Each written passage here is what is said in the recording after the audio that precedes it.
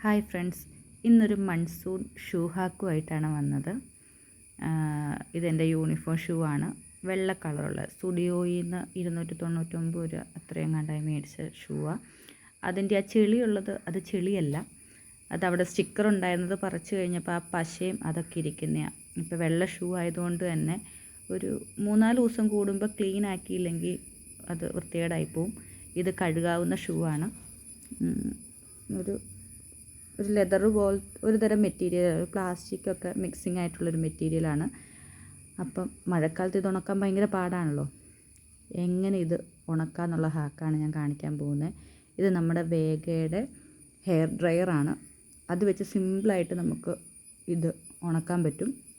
ആദ്യം നമ്മൾ കഴുകിയെടുത്ത shoe cool mode വെച്ച് അതിൻ്റെ വെള്ളം ഒന്ന് പാച്ചപ്പ് ചെയ്ത് കളയുക.